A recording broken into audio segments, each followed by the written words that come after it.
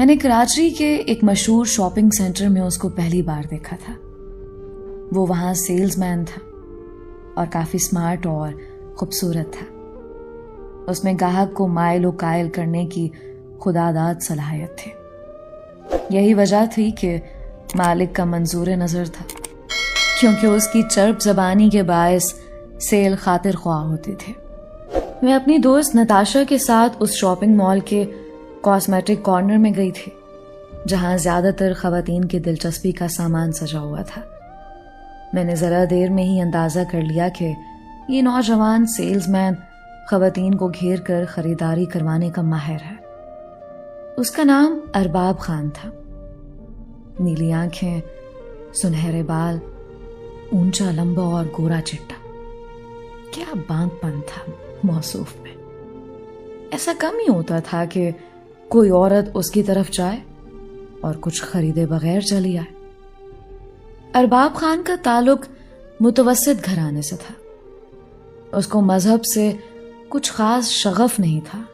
وہ ہمیشہ شوخ رنگ لباس میں ملبوس ہوتا. شاید یہ اس کی ملازمت کا تقاضا تھا. امیر نہ ہونے کے باوجود اونچے خواب دیکھتا تھا. اس کی باتوں سے میں نے جلد ہی اندازہ کر لیا تھا کہ وہ اس کوشش میں ہے کہ کسی طرح جلد بہت سی دولت کما لے، جو سیلز مین والی ملازمت میں ممکن نہ تھے. برے کاموں کا ارباب میں حوصلہ نہ تھا، لہٰذا شرافت سے امیر بننے کا ایک ہی سیدھا سادہ سا طریقہ تھا کہ کسی امیر والدین کی اکلوتی لڑکی کو پھانس کر اس سے شادی کر لے. جب اس نے اپنی چرب زبانی سے میری سہیلی نتاشا کو لبھانا شروع کیا تو مجھے یہ سمجھنے میں ذرا بھی دیر نہ لگی کہ وہ نتاشا کے ساتھ دوستی کر کے کس طرح سے جیتے جاگتے خواب دیکھنے کی کوشش کر رہا ہے.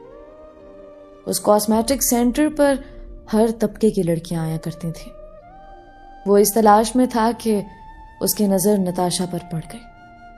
حالانکہ وہ معمولی شکل و صورت کی تھی، لیکن اس نے میری سہیلی کی شاپنگ کے انداز سے بھانپ لیا کہ یہ اپنے والدین کی اکلوتی اولاد ہو یا نہ ہو، بے حد لاڈلی ضرور ہے. نتاشا ایک بڑے صنعت کار کی بیٹی تھی. اس کی عادت تھی کہ جب شاپنگ کرتی بے تحاشا روپے خرچ کر دیتی. اس کے پاس پیسے کی کمی نہ تھی، تبھی شاپنگ کرنا اس کا محبوب مشغلہ بن گیا تھا، اور مجھے ساتھ لے کر چلنا بھی گویا اس کی کمزوری تھی کہ میرے بغیر وہ خود کو ادھورا خیال کرتی تھی. میں نے ارباب خان کی باتوں سے بھانپ لیا کہ یہ لڑکا میری دوست کی دولت سے مروب ہو گیا ہے.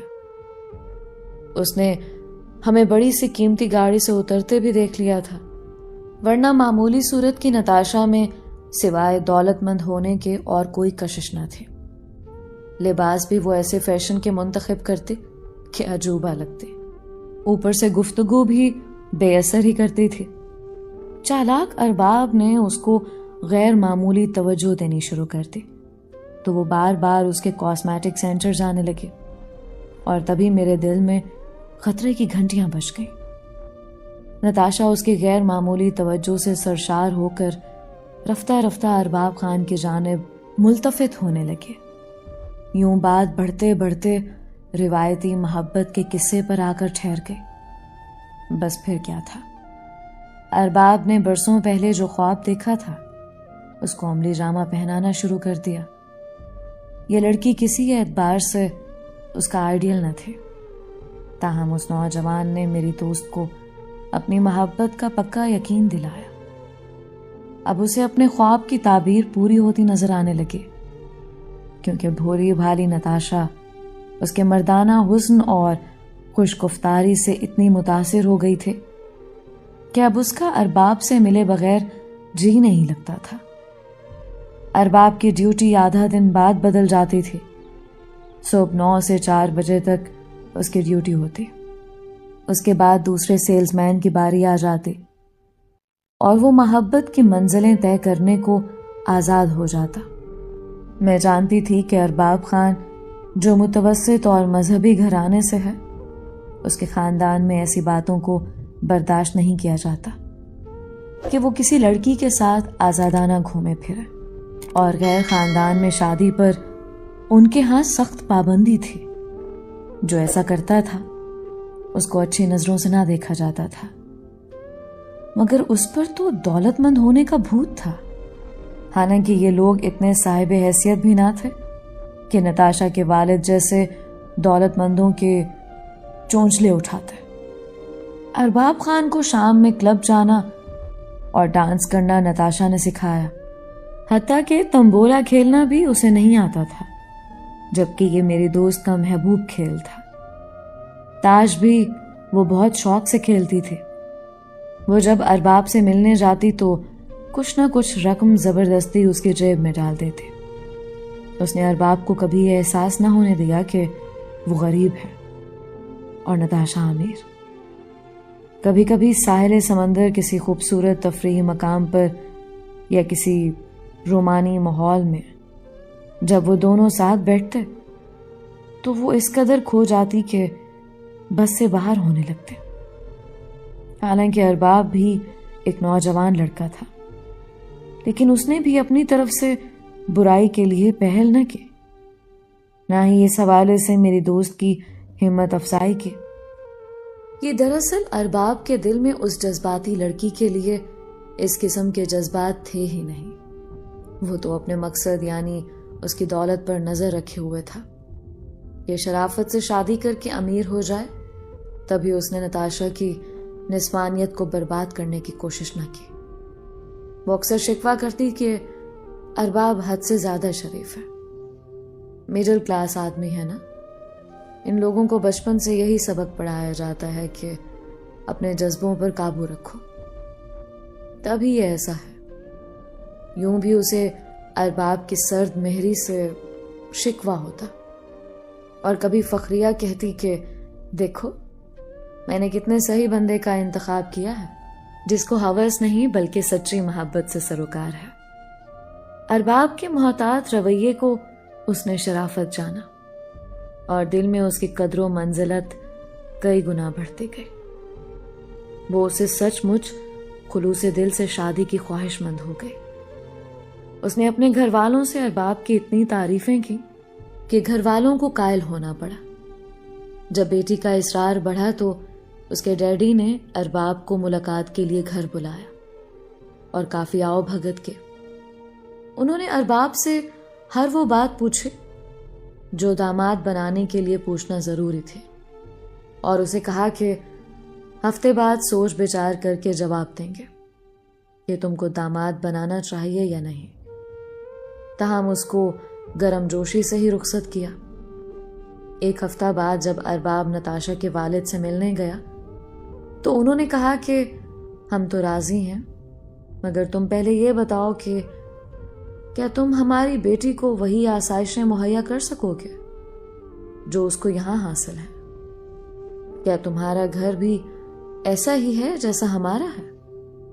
یہ باتیں سن کر سیلز مین نوجوان سکتے میں آ گیا. ایک بڑا بزنس مین ہونے کی وجہ سے اس کے والد نے شاید ارباب خان کا دماغ پڑھ لیا تھا کہ اس کے ذہن میں کیا چل رہا ہے. تبھی انہوں نے اس کی ذہنیت کو اس کے سامنے عیاں کر دیا. ان کی کھری کھری باتوں نے ارباب کی آنکھیں کھول دیں اور دولت حاصل کرنے کا نشہ ہرن ہو گیا. تھوڑی دیر گمسم رہنے کے بعد ارباب نے نتاشا کے ڈیڈی کو جواب دیا کہ یہ تمام چیزیں مہیا کرنا میرے بس میں نہیں. میں تو خود ایک شاپنگ سینٹر میں معمولی نوکری کرتا ہوں اور اپنی پوری تنخواہ اپنے گھر والوں کو دے دیتا ہوں. مہینے کی آخری تاریخوں میں بھی دودھ والے اور کبھی ترکاری والے سے میرا جھگڑا بھی ہوتا ہے. میں آپ کی بیٹی کو کچھ نہیں دے سکتا، نہ کار، نہ کوٹھی اور نہ نوکر چاکر ہے. آپ کی لڑکی میری حقیقت جانتی ہے.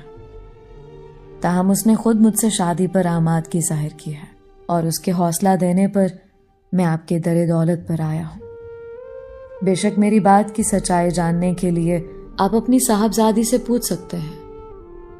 میں نے تو ان کو بتا دیا ہے کہ میں ایک غریب آدمی ہوں.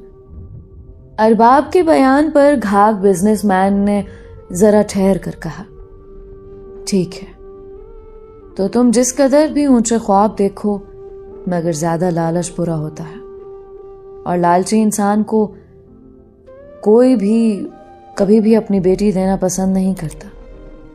میں تم جیسے خالی ہاتھ آدمی کو اپنا داماد بنانے کے بارے میں سوچ بھی نہیں سکتا۔ رشتہ ہمیشہ یا تو اپنی برادری میں کیا جاتا ہے، جہاں امیری غریبی کی تفریق کبھی کبھار نظر انداز کرنا پڑتی ہے، یا پھر اپنے برابر کے لوگوں میں، ورنہ اتنی تفریق ہو تو داماد نوکر بن کر رہ جاتا ہے۔ تو کیا تمہیں نوکر والی حیثیت قبول ہوگی، یا پھر میں اپنی بیٹی کی خوشی کو مد نظر رکھوں کہ وہ مجھے بہت عزیز ہے، لیکن اس کو صرف ایک جوڑے میں رخصت کر دوں تاکہ اسے پتہ چل جائے کہ محض محبت سے گزر بسر نہیں ہو سکتے۔ زندگی میں خوشیاں لانے کے لیے دولت بھی بے حد اہم اور ضروری ہوتی ہے۔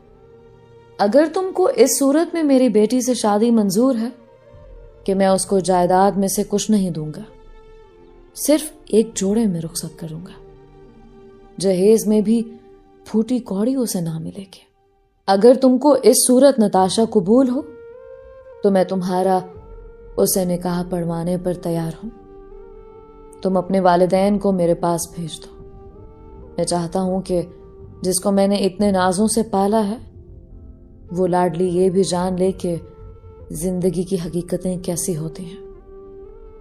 بے شک اسے تلخ حقائق سے بھی ٹکرانا چاہیے تاکہ اسے والدین کی نافرمانی کی سزا مل سکے۔ ایسے ناعاقبت اندیش اور سرکش بچوں کا یہی علاج ہے۔ یہ محض دھمکی یا مذاق نہیں۔ میرے اس فیصلے کو تم ہلکا مت لینا۔ میں نے دولت بڑی مشکل سے کمائی ہے، لہٰذا جو میں کہتا ہوں وہی کرتا بھی ہوں۔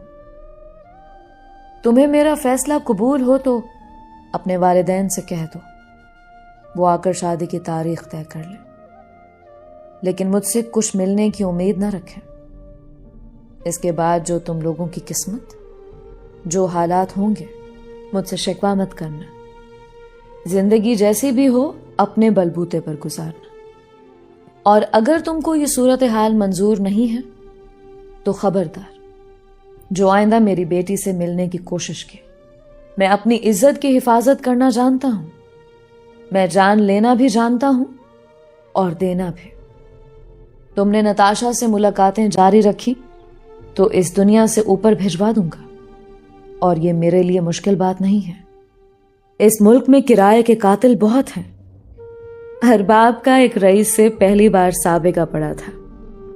اس کی سمجھ میں آ گیا کہ دولت صرف دو وصاف سے حاصل ہوتی ہے، ایک عقل اور محنت سے، اور دوسرا ذریعہ فراڈ، ریاکاری اور کرپشن کا ہے۔ یہ ذریعہ تو بہرحال اس کی دسترس میں ہی نہ تھا۔ وہ نہ تو کوئی بدماش، چور اچکا اور لٹیرا تھا، اور نہ ڈکیت، اور نہ ہی کوئی بددیانت بیوروکریٹ یا برا سیاستدان تھا۔ وہ تو متوسط طبقے کا ایک سیدھا سادہ نوجوان تھا جو معمولی نوکری کر کے حلال روزی کما رہا تھا۔